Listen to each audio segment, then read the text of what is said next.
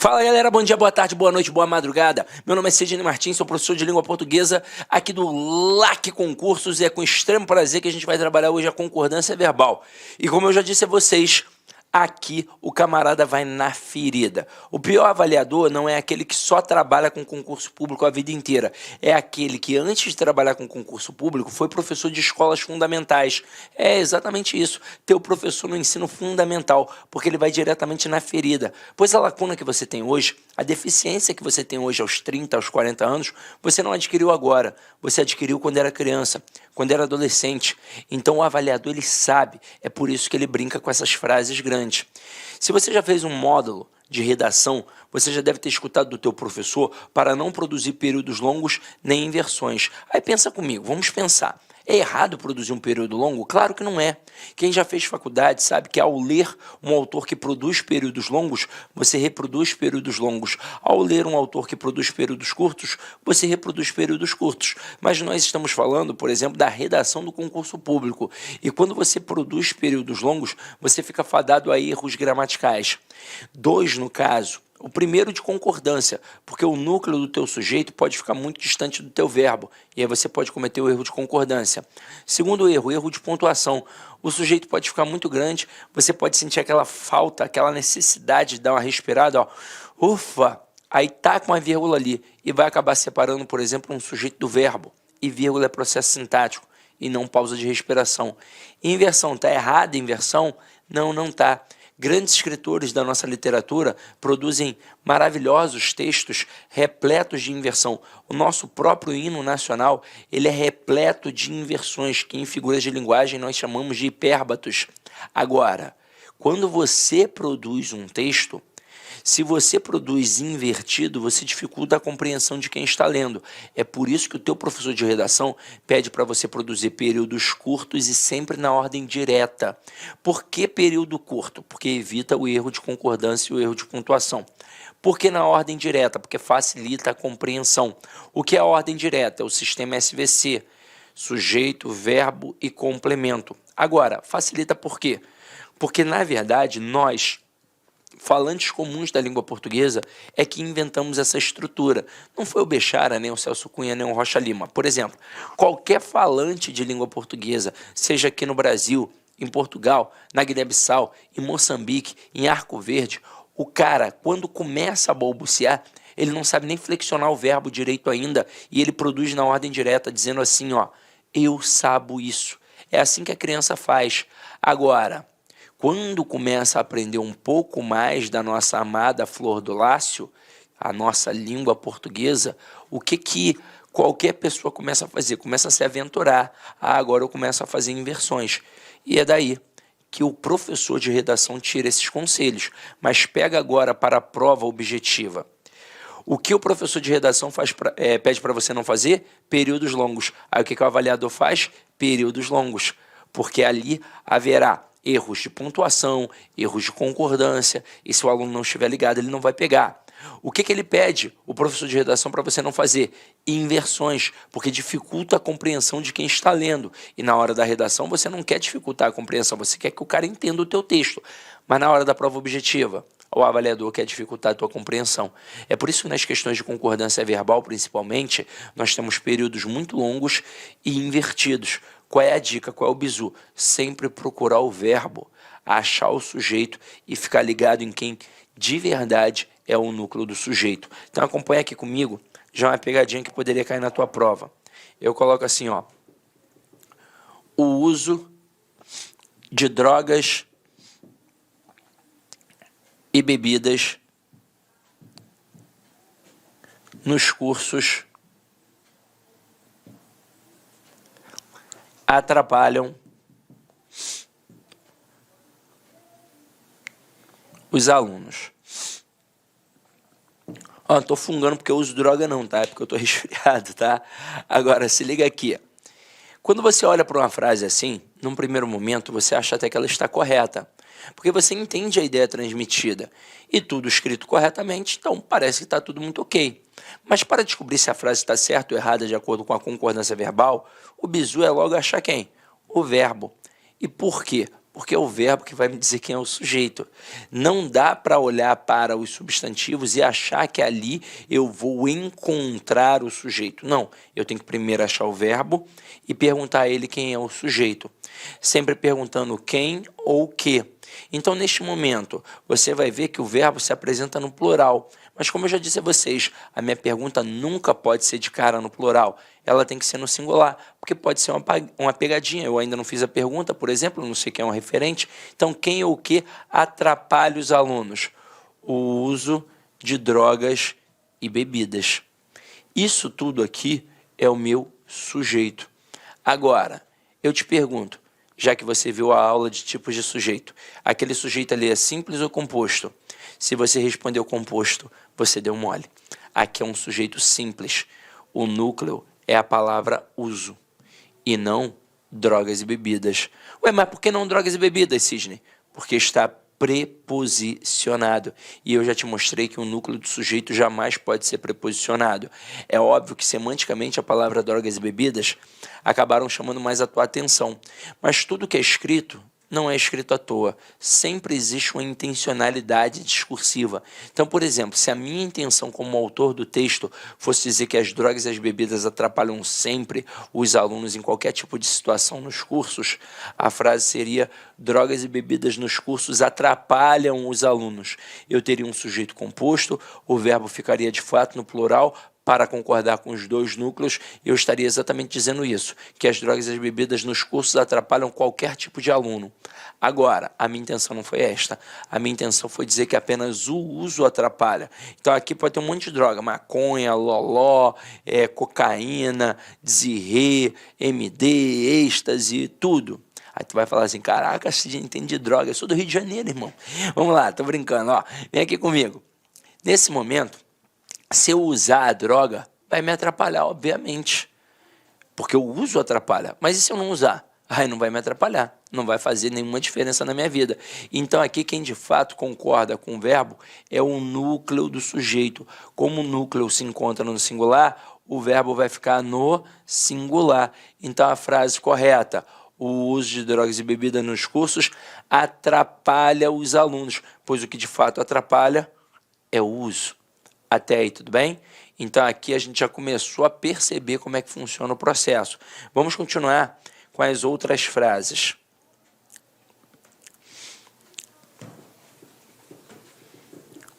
Vamos massificar um pouco mais isso, ó.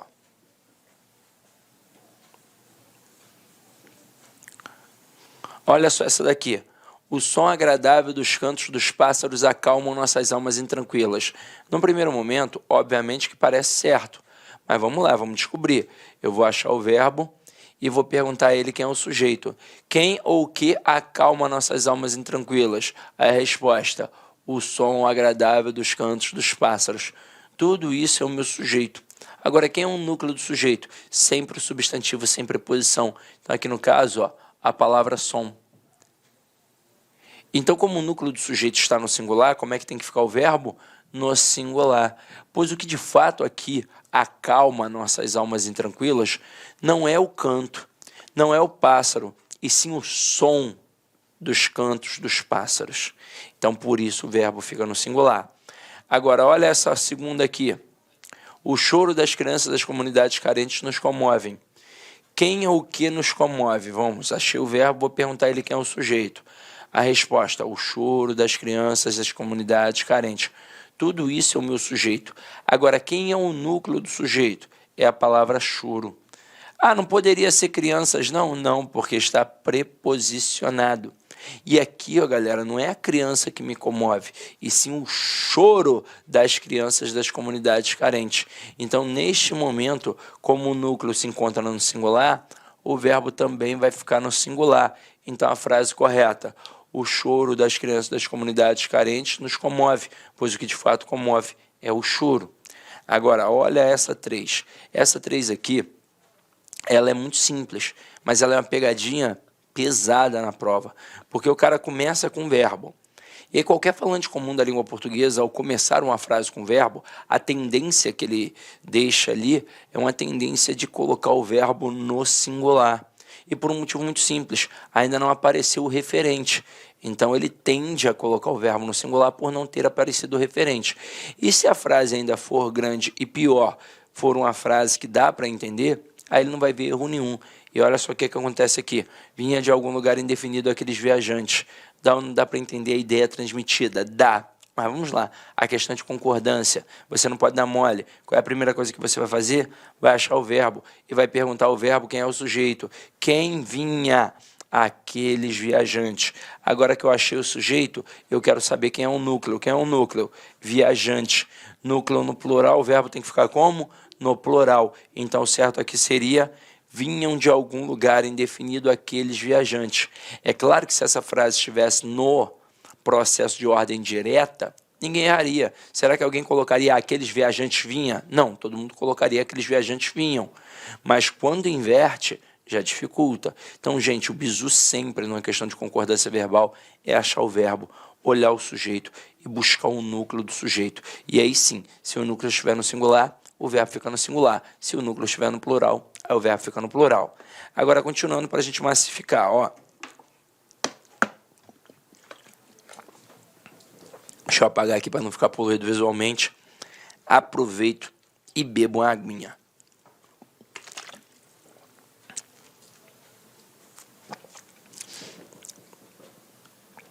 Estou me sentindo até a Gabriela Pugliese. Gabriela Pugliese malha assim, ó, com a garrafona d'água assim, bebendo, ó. Só que o meu corpo não tá igual ao da Gabriela Pugliese, né? Mas vamos lá. Aqui, ó. Ocorreu mudanças significativas durante o processo eleitoral. Que tipo de candidato ainda confunde isso? O cara que acha que o verbo haver, o verbo existir, ocorrer ou acontecer são impessoais. Mas você já viu na aula de tipos de sujeito o verbo haver no sentido de existir, ocorrer e acontecer é impessoal. Ele obrigatoriamente fica no singular. Agora, o verbo existir, ocorrer e acontecer, estes verbos, eles são pessoais. Então aqui, ó, o que ocorreu? Mudanças significativas. Núcleo, mudanças. Então tem que ser ocorreram mudanças significativas durante o processo eleitoral. Na próxima, o homem humilde tem certas necessidades que as pessoas abastadas não têm. Galera, verbos ter e vir são verbos muito presentes nas provas de concursos públicos, até porque eles são fronteiriços entre a concordância verbal e a acentuação. Na verdade, é mais concordância verbal do que qualquer outra coisa, porque aqui vai entrar o acento circunflexo, que é um acento diferencial para marcar a pluralização na língua portuguesa. Pluralização. Então eu coloco assim, ó. O homem tem problemas. E os homens têm problemas. Observe o que acontece na primeira frase. Eu quero saber quem é o sujeito. Eu pergunto para quem? Eu pergunto para o verbo. Então aqui, ó, o verbo. Quem é que tem problemas? O homem. Isso tudo é o meu sujeito. Agora, quem é o núcleo? Homem. Núcleo no singular, verbo no singular. Então, tudo ok. Agora, na segunda frase, quem é que tem problemas? Os homens. Isso tudo é o meu sujeito. Agora, quem é o núcleo? Homens. Núcleo no plural, verbo tem que ficar como? No plural. E eu não posso deixar um verbo no plural igual um verbo no singular. Tem que ter alguma coisa para diferenciar. E o que vai ser? O acento circunflexo. Então, galera, na língua portuguesa, o acento circunflexo sempre vai ser a marca da pluralização. Detalhe, isso serve tanto para os verbos ter e vir, como também para os seus derivados, como manter, entreter, provir, intervir e por aí vai. Agora, por que isso é perigoso? Porque na hora que você lê em voz alta, por exemplo, você sequer chega a perceber a diferença, porque a grafia é igual e a pronúncia é igual. Então, o bizu que eu te dou, está fazendo questão de concordância verbal, achou ali verbos ter ou vir, ou então um derivado, olha logo para ver quem é o núcleo do sujeito. Esse acento circunflexo aqui, só se o núcleo estiver no plural. Então, volta aqui para a frase, ó.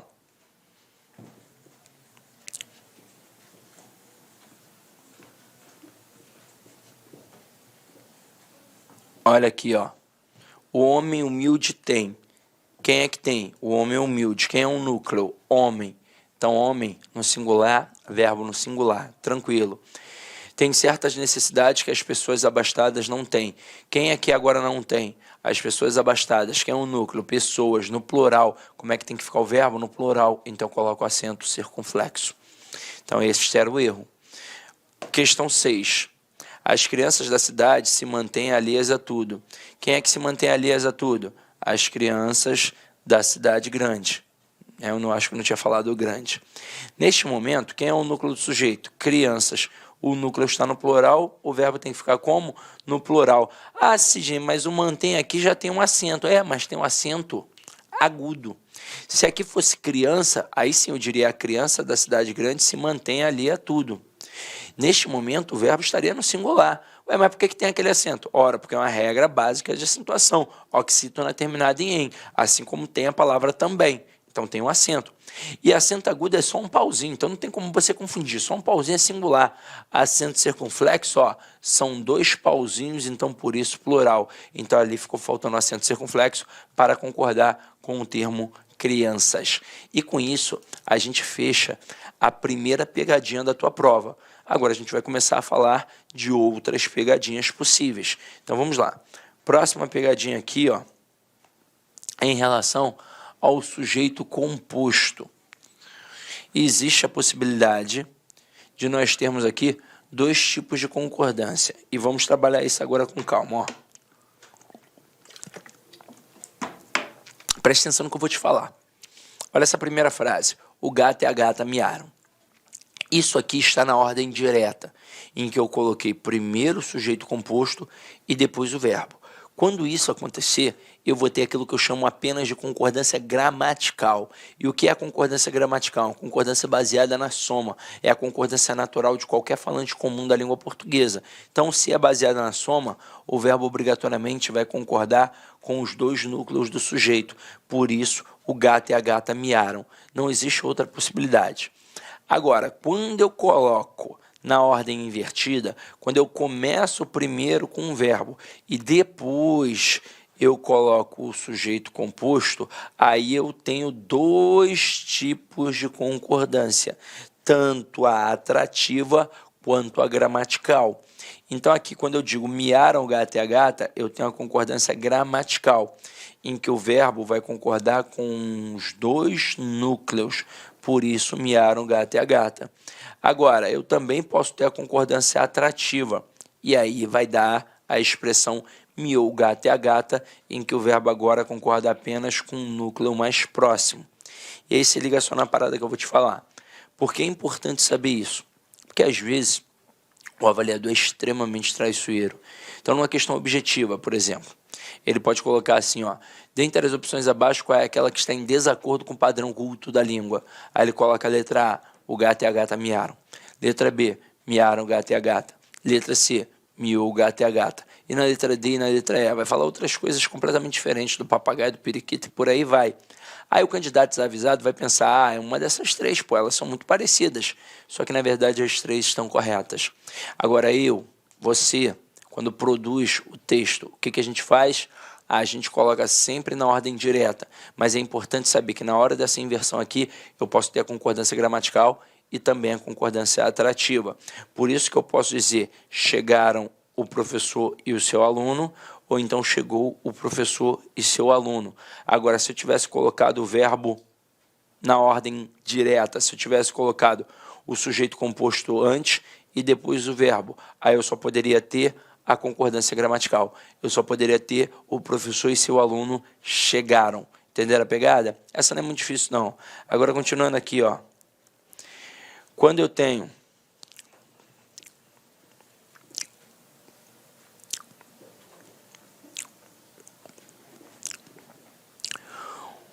um sujeito composto ligado pelo conectivo ou, eu vou ali, na verdade, avaliar dois aspectos semânticos, o da exclusão e o da simultaneidade. O que seria exclusão? Eu tenho aqui um grupo. Eu retiro o camarada do grupo. Isso é uma exclusão. Agora, simultaneidade é quando todos do grupo realizam aquela função. Então, aqui, ó, quando eu digo João ou José casará com Maria, pelo padrão cultural da nossa sociedade, não são os dois que vão casar. Ah, mas meu vizinho, ele tem duas mulheres, Sidney. Ele é casado com duas mulheres. Não, ele fez uma união poliafetiva. Casamento na igreja ainda não rola. Então, aqui, ou só o João ou só o José é que de fato vai casar com a Maria. Então, aqui, ó, houve uma exclusão. Se houve uma exclusão, só um ganhou a parada aqui, eu vou deixar o verbo no singular. Agora, quando eu coloco muito frio ou muito calor podem matar o bebê, aqui de fato não é só o frio ou só o calor, aqui os dois podem matar o bebê. Então existe uma relação de simultaneidade. Com isso o verbo obrigatoriamente fica no plural. Continuando nossa brincadeira, vamos lá. Esse trema aqui saiu safadinho, vou corrigir agora, porque esse trema aqui não era para estar aqui, foi o sistema que jogou, né? Vamos lá, a gente faz aqui as coisas ao vivo. Vamos lá, ao vivo. Tirar esse trema safado aqui, ó. Pá. Pronto. A gente faz ao vivo, quem sabe faz ao vivo. Se liga só. Neste momento aqui, quando eu tenho um sujeito composto com núcleos coletivos ou quase assim, são palavras semanticamente muito similares, muito próximas. O verbo pode ficar no singular ou então concordar com os elementos. Então aqui, ó, a paz e a tranquilidade comoveu o povo ou a paz e a tranquilidade comoveram o povo. Nós, naturalmente, vamos acabar jogando para o plural. A paz e a tranquilidade comoveram o povo. Mas como essas duas palavras aqui, elas estão dentro de um nicho semântico, a gramática permite que você deixe o verbo na terceira pessoa do singular. Então, cuidado com isso. Ah, isso cai em prova? Cai, por incrível que pareça, cai. E se você der mole, o avaliador te derruba, tá? Agora aqui, ó, molezinha. Quando a gente tem sujeito composto por pessoas diferentes. Se eu tiver a primeira pessoa do singular, o verbo obrigatoriamente vai ficar na primeira pessoa do plural. Então aqui, ó, eu, tu e ele chegamos. Tem a primeira pessoa do singular? Tem. Então, verbo na primeira pessoa do plural. Agora, se só existirem ali segunda e terceira, eu tenho duas possibilidades. Eu posso ter tu e ele chegastes com a segunda pessoa do plural, o vós, ou então tu e eles chegaram como se o sujeito fosse vocês, como se eu dissesse assim, ó, vocês chegaram. Essa possibilidade é inerente? É. Isso faz parte da língua, é um fato culto, então você tem que adotar, tranquilo? Aí agora a gente vai pegar um cara que você vai marcar um asterisco aí. Esse cara é importante, quando a gente tem núcleo coletivo seguido de especificação. Não só núcleo coletivo, expressões partitivas que têm a mesma ideia, a maioria, a minoria, por aí vai. Então, olha só o que acontece aqui, ó. A gente já colocou especificado. Vou colocar frases 1 e 2. Na frase 1, um grupo de estudantes se aproximou. Quem é o sujeito? Um grupo de estudantes. Na frase 2, um grupo de estudantes se aproximaram. Quem é o sujeito? Um grupo de estudantes. Na frase 1, quem é o núcleo do sujeito? Grupo. Na frase 2, quem é o núcleo do sujeito? Grupo. Caramba, não pode ser estudante? Não, porque estudante está preposicionado. Mas com certeza, semanticamente, chamou mais a tua atenção. E por isso a gramática permitiu os dois tipos de concordância verbal. Na primeira frase, a gente tem aquilo que a gente chama de concordância gramatical, que é uma concordância baseada na soma. Ou seja, o verbo vai concordar com o referente. E quem de fato é o referente do verbo é o núcleo do sujeito. Então aqui, ó, o núcleo é a palavra grupo. Tudo bem que indica uma coletividade, mas estruturalmente se apresenta no singular. Então, portanto, o verbo fica no singular. Agora, A gramática também permitiu uma concordância atrativa, em que o verbo vai concordar com o termo especificador, na verdade, com o núcleo do termo especificador. Aqui no caso, como esse termo especificador se apresentou no plural, o verbo pode ficar também no plural. Então, posso dizer, um grupo de estudantes se aproximaram. Agora aqui, essa concordância é facultativa. Então, tanto faz dizer um grupo de estudantes se aproximou ou um grupo de estudantes se aproximaram. Tanto faz. Aqui não há a menor diferença. Agora, pode ter pegadinha na prova? Pode.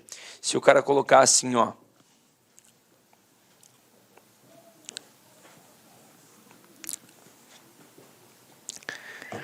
A maioria do povo passarão. Certo ou errado? Errado. Mas, Cisne, eu aprendi que essas expressões partitivas, quando são especificadas, o verbo pode ficar tanto no singular quanto no plural. Não. Você pode ter dois tipos de concordância. E aí o verbo pode concordar com o núcleo do sujeito ou então com o termo especificador. Como aqui o termo especificador se apresentou no singular, o verbo só pode ficar no singular. Porque, olha só, o verbo pode concordar tanto com o núcleo quanto com o termo especificador. Tudo bem que maioria e povo indicam coletividade, mas estruturalmente se apresenta no singular. Então, aqui eu só posso ter a maioria do povo passará. E em que tipo de situação eu poderia ter aí, então, Cisne, o verbo no plural? Se eu tivesse colocado a maioria dos alunos. Aí, se eu tivesse colocado a maioria dos alunos, eu teria dois tipos de concordância. Uma concordando com maioria e outra concordando com alunos. Então, eu poderia ter a maioria dos alunos passará, ou então a maioria dos alunos passarão.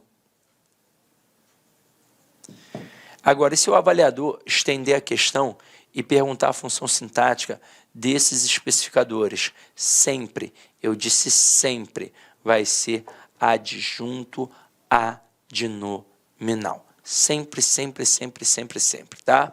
Então, anota aí. E agora a gente vai para o próximo, ó. O próximo tem a ver com pronomes de tratamento. Mas isso aqui é molezinha, né, galera? Vamos lá, ó. Com os pronomes de tratamento, Vossa Excelência, Sua Excelência, o verbo vai ficar sempre na terceira pessoa do singular. Então, ó, Sua Excelência aceita bem suas próprias limitações, Vossa Excelência aceita bem suas próprias limitações. Eu não tenho como jogar para o plural um termo que eu nem vario. Então, beleza? Então, vamos lá. Agora aqui, ó, nomes próprios pluralizados.